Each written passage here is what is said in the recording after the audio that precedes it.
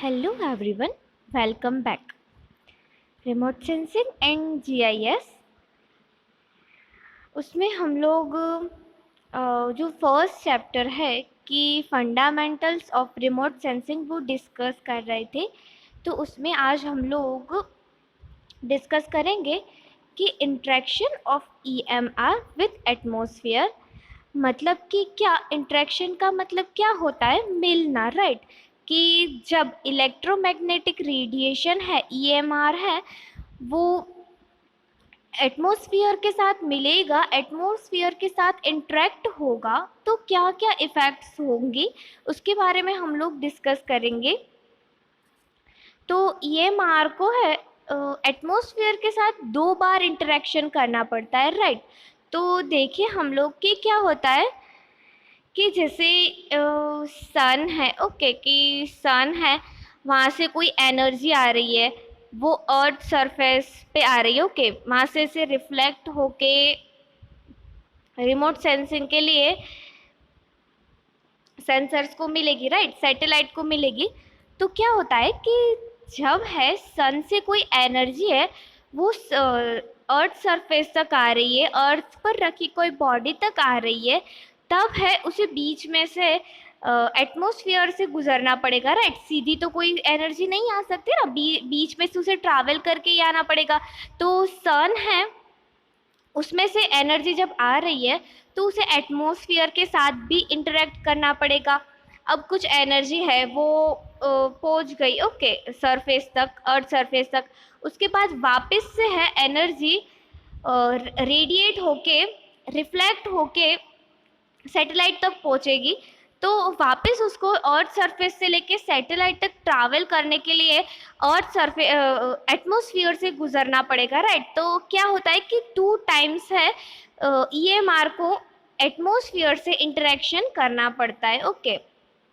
कि remote sensing तो हम इसे ही कहते हैं ना कि सन से एनर्जी आई और फिर रिफ्लेक्ट होके वापस सेंसर्स तक पहुंची, उस पर क्या कहते हैं, सैटेलाइट पे जो सेंसर्स लगे हुए हैं तो वहाँ तक पहुँची, उसने डेटा कैप्चर किया, तो इसे रिमोट सेंसिंग कहा जाता है। तो रिमोट सेंसिंग करने के लिए एनर्जी है उसे 2 बार है एटमॉस्फेयर से गुजरना पड़ेगा, ओके।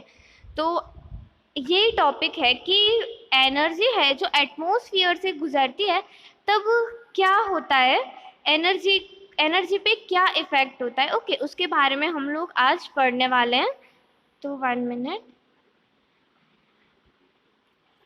अब क्या होता है कि देखो कि कोई एनर्जी है सन से आई, ओके, अर्थ सरफेस पे, बीच में उसके एटमॉस्फेयर के साथ उसका इंटरेक्शन हुआ, टकराई एटमॉस्फेयर के साथ। तो क्या होता है कि कुछ एनर्जी ऐसी होती है कि जिसका एब्जॉर्प्शन हो जाता है, मीन्स कि अवशोषण, कुछ एनर्जी होती है जिनका शोषण हो जाता है, और कुछ ऐसी एनर्जीज रहती है कि जो है कि जैसे एटमॉस्फेयर है, उसमें तो बहुत सारे गैसेस अवेलेबल है, बहुत सारे पार्टिकल्स अवेलेबल है। तो कुछ एनर्जीज ऐसी होती है कि ऐसे गैसेस वगैरह के साथ, पार्टिकल वगैरह के साथ टकरा के उनका प्रकीर्णन, मीन्स के बिखर जाती है।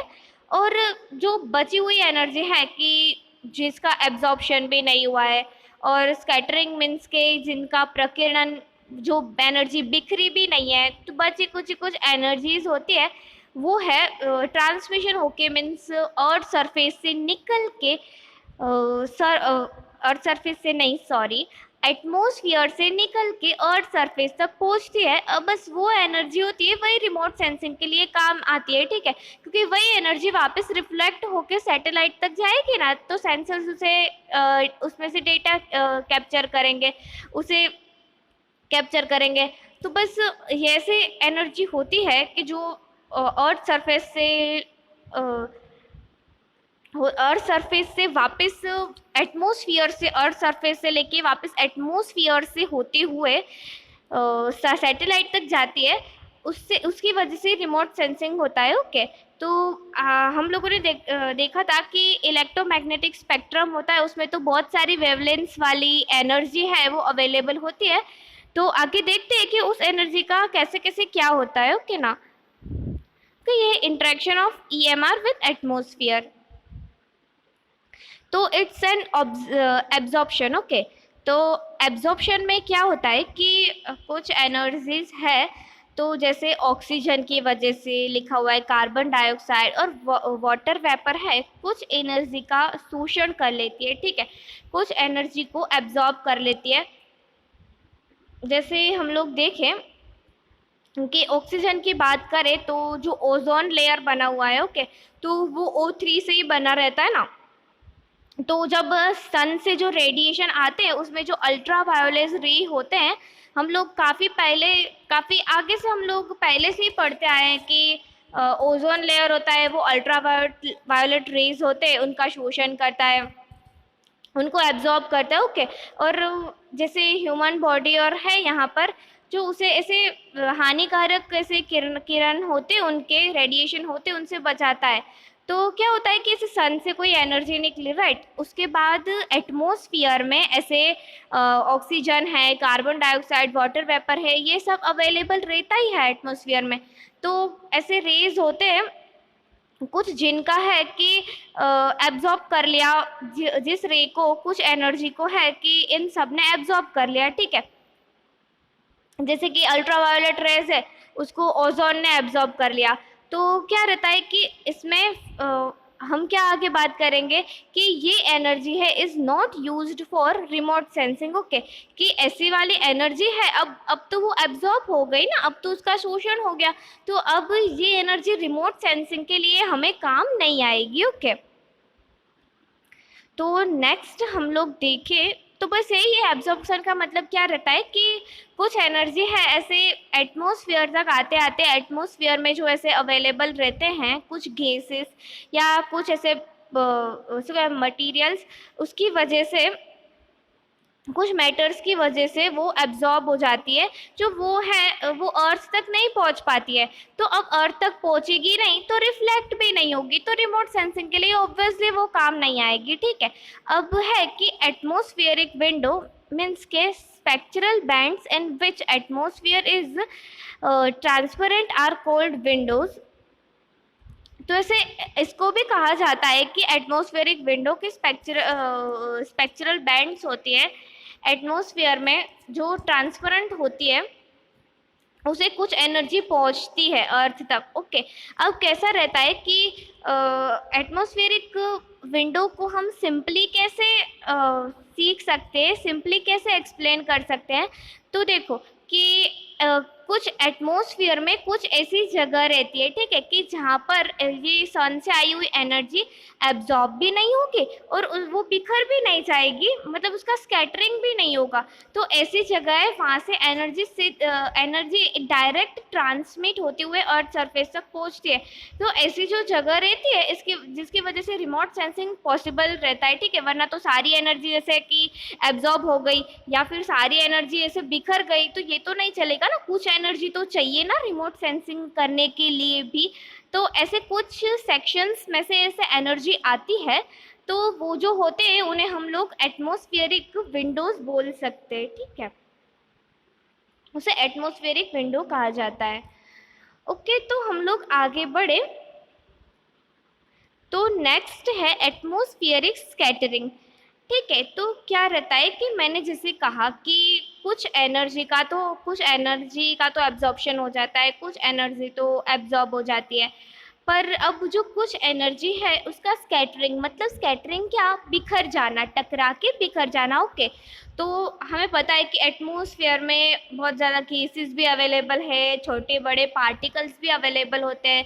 तो क्या होता है कि कुछ ऐसी वेवलेंथ्स होती है जो ऐसे पार्टिकल्स या गैसेस के साथ टकरा के, ऐसा आप देख सकते हैं यहाँ पे फिगर में दिया हुआ है कि बिखर जाती है, ठीक है। तो ऐसे प्रकिरण हम लोग बोल सकते हैं ना, तो कुछ एनर्जी का ऐसे प्रकीर्णन हो जाता है, बिखर जाती है, तो वो भी है हम लोग को रिमोट सेंसिंग के लिए काम नहीं आती है, ठीक है। तो क्या होता है कि ऐसा स्कैटरिंग जब होता है तो it affects the image contrast. Okay, मतलब क्या रहता है कि अब जैसे रिमोट सेंसिंग करना है हमें, तो कुछ पर्टिकुलर एनर्जी की ज़रूरत रहती है, ठीक है ना। तो अब जब शायद ऐसा ना हो कि कुछ एनर्जी ऐसे बिखरे ना या एब्जॉर्ब ना हो, तो सारी एनर्जी आके सारी एनर्जी रिफ्लेक्ट हो जाए, शायद हम लोग ऐसा सोचे। तो रिमोट सेंसिंग के लिए हमें सारी एनर्जीज तो नहीं चाहिए ना। तो क्या रहता है कि ये एक टाइप का अच्छा अच्छा वो रहता है कि कुछ एनर्जी चलो बिखर गई तो ठीक है, कि उसकी हमें ज़रूरत नहीं थी। तो उससे क्या रहता है कि हम लोग है कि जो हमें पर्टिकुलर एनर्जी चाहिए उससे ही उसे यूज़ कर सकते हैं, ठीक है। वरना क्या होता है कि ऐसे इमेज पे कॉन्ट्रास्ट होता है, मतलब इमेज आती है, सारी एनर्जी अगर यूज़ की जाए तो जो रिमोट सेंसिंग से जो इमेज आती है उस पर फ़र्क पड़ता है, उसे इफ़ेक्ट करता है। ओके, फिर अफेक्ट करता है स्पेक्ट्रल रिफ्लेक्टेंस को, मतलब अर्थ सरफेस से जो रिफ्लेक्ट होता है तो ऐसी एनर्जी होती है उसे भी अफेक्ट करती है। बट एंड नेक्स्ट है सिलेक्टिव एंड नॉन सिलेक्टिव।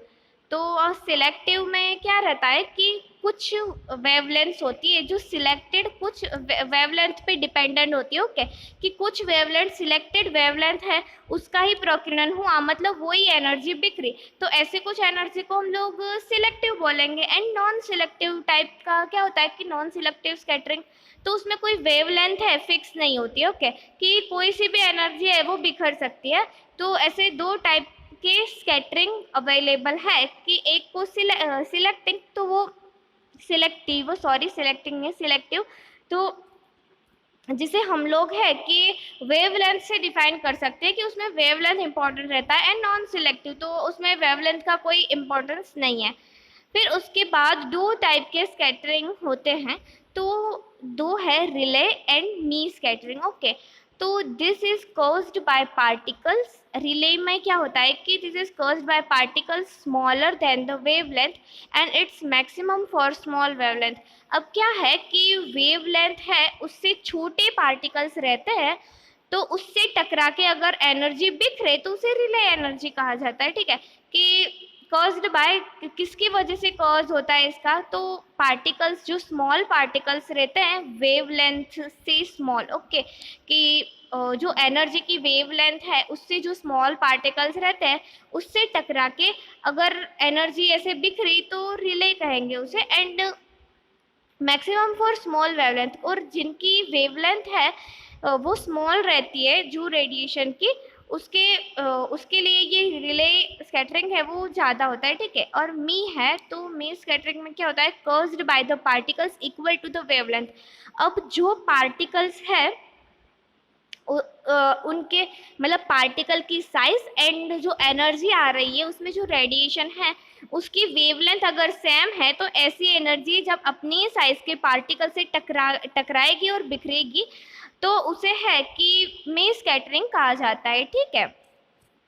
तो ऐसे है कि इंटरेक्शन में क्या होता है कि बस सिंपल सा एक टॉपिक है, तो क्या डिस्कस किया कि इंटरेक्शन है कि एनर्जी को आती वक्त अर्थ सरफेस पर या वापस जाते वक्त रिमोट सेंसिंग के लिए एटमॉस्फेयर से तो गुजरना ही पड़ेगा। तो एटमॉस्फेयर में क्या होता है कि कुछ एनर्जी का एब्जॉर्प्शन हो जाता है, कुछ एनर्जी बिखर जाती है, और कुछ एनर्जी है जो अर्थ सरफेस से टकरा के, मतलब अर्थ सरफेस या फिर ऐसे कोई बॉडी है जिसका हम लोग को रिमोट सेंसिंग करना है, उससे टकरा के और वापस रिफ्लेक्ट होती है। ओके, तो ऐसे रिफ्लेक्ट एनर्जी को रिमोट सेंसर्स जो होते हैं वो कैप्चर कर लेते हैं और हमें कोई अच्छा सा ऐसे पिक्चर जो यूज़फुल हो वो देते हैं। तो टकराते वक्त जो जो क्या क्या प्रोसेस होती है उसके बारे में हमने पढ़ा। तो दो चीज़ें होगी, एक तो स्कैटरिंग होगी, बिखर जाएगी कुछ एनर्जीज या कुछ वेवलेंथ वाले जो रेडिएशन होते हैं वो, और दूसरा तो कुछ एनर्जी का एब्जॉर्प्शन हो जाएगा। एब्जॉर्प्शन के लिए तो सबसे बेस्ट एग्जाम्पल वही है कि ओजोन लेयर से है कि अल्ट्रावायोलेट रेज होते हैं उसका जो एब्जॉर्प्शन हो जाता है वो, ठीक है। तो ऐसे कुछ एनर्जी का एब्जॉर्प्शन हो जाएगा और कुछ एनर्जी है वो बिखर जाएगी, और जो बची हुई एनर्जी है वो टकरा के, मतलब वो अर्थ सरफेस पे आएगी, ट्रांसमिट होगी और रिफ्लेक्ट होके रिमोट सेंसर्स को मिलेगी। तो इस तरह से है कि एटमॉस्फेयर के साथ इंटरेक्शन होता है। ईएमआर रे, इलेक्ट्रोमैग्नेटिक रेज हम जो बोलते हैं ईएमआर, उनका। ठीक है, तो बस आज के लिए इतना काफ़ी है, अगले लेक्चर में मिलते हैं। Okay bye, have a good day.